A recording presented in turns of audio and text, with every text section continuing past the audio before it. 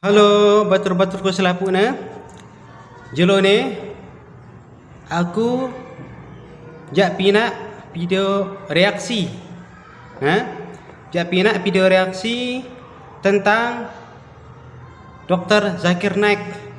Nah, ini dengan Zakir Naik pintar ni nah. Berotak komputer ni nah. Kayak aku coba pantun ini, tentu apa dia angkat dengan. Baik. Ini kita bareng-bareng saksian, tentu apa dia kepintaran Dr. Zakir Naik. Kita mulai ya.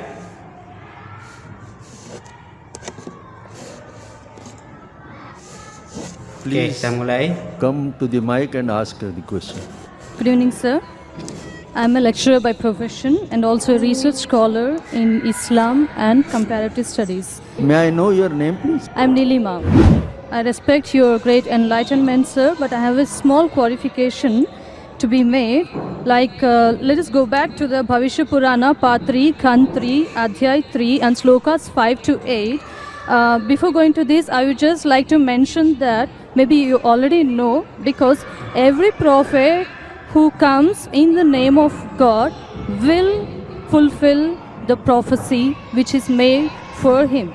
So any prophet who fulfills 50% of that prophecy is not qualified to be a prophet. I mean, this is a simple logical thing. So now coming back to the Bhavishya Purana, you talked about the Mleccha leader saying that he is none other than Muhammad. Okay, now I accept the first half of the thing of the sloka you said, but the second 50% which is still ignored. Now sir, let me tell you, Mleccha, the word meaning Mleccha, it is derived from Sanskrit dictionary, the meaning, and the meaning means non-Aryan or sinner or wicked person. These are the three different meanings given to the word Mleccha. So according to this, can Muhammad be a sinner or a wicked person? The second part is, the second condition of the prophecy is that he will belong to Marusthal, and in Sanskrit, land of death, because Maru, it is derived from Sanskrit Mru. Mru is death, and definitely it does not quoting to the land of Arabia, because it is a barren land or it is a battlefield. And next, coming to the third point of it, this prophecy also mentions that Mleccha leader will take bath in Panchagavya and in river Ganges. And it is a common truth, we know that Ganges means Ganga river, and we all know that Ganga is not in Arabia but it is in India. It is a universal fact. And coming to the taking bath in Panchagavya, the meaning of Panchagavya is 5 products of cow. And the products of cow is milk, curds, ghee, urine, cow dung. And now sir, coming to this part exclusively, this prophecy must be fulfilled by Muhammad, wherein if you show me at least single reference from Quran wherein Muhammad has taken bath in either in all these 5 products, that is milk, curds, ghee, urine and cow dung, I am ready to accept Islam today. Thank you, sir. Sister has rightly said that if the prophecy that you give, if more than 50% is not fulfilled, then the prophecy is wrong. I agree with you, sister. I agree with you. And I will answer all your 3 queries. Let's see whether you accept Islam or not today.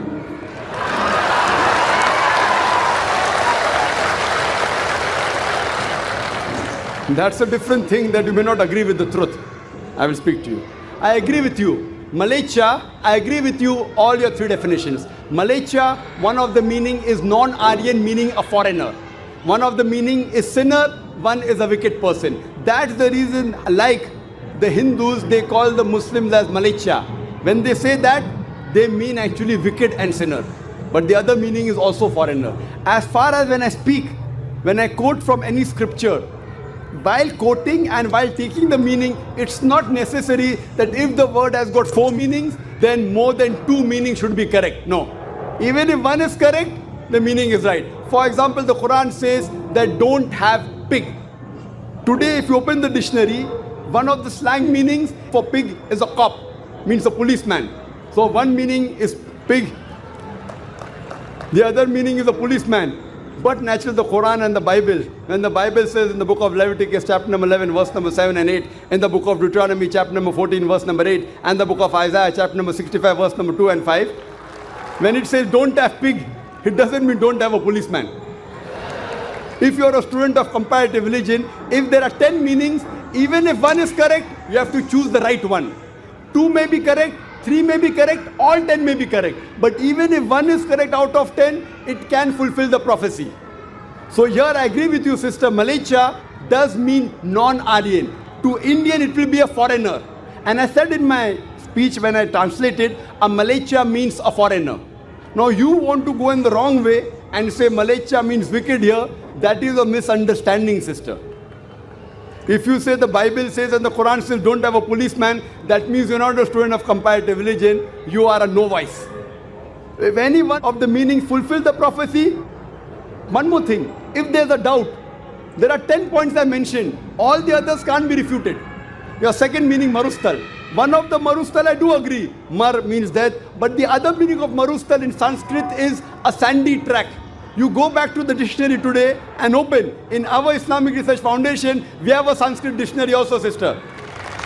I am a student of comparative religion. I do agree, one is a place of death, the other is a sandy track. So why are you taking the wrong meaning? That means you are going out of the way. So if you see the permutation and combination, all the other points I mentioned are 100% correct. Here also, you have to choose the right meaning. So one of the meanings of marustal means a sandy track or a desert. Coming to your third question, and you accepting Islam, inshallah. The third question that I mentioned in the prophecy, that Prophet Muhammad Sallallahu Alaihi Wasallam took a bath in the Panch Garv, in the Ganges. Now here we analyze that when we say in the Hindu terminology, when you say bath in the Panch Garv, in the Ganges, it means to purify. One means actually you dip yourself in the Ganges, which I don't expect the Prophet came and dipped himself in the Ganges. It means to purify. I did not give the explanation because the lecture is very long.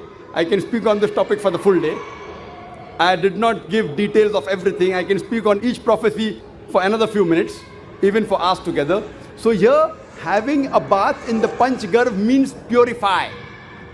So depending upon the context, it doesn't mean a physical bath. And even if you physically have a bath in the Panch Garv, in the Ganges, not necessarily you will be purified. It is the philosophy of the Hinduism.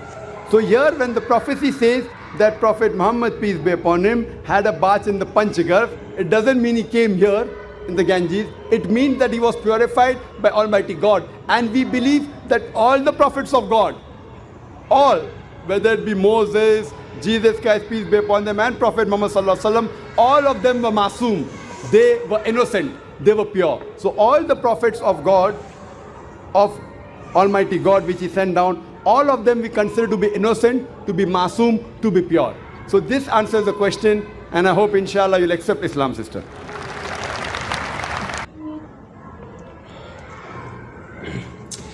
Ternyata Zakir Naik ni dengan luar biasa. Ia pintar gati. Otaknya marah otak komputer. Lah cerdas. Keren. Mantap.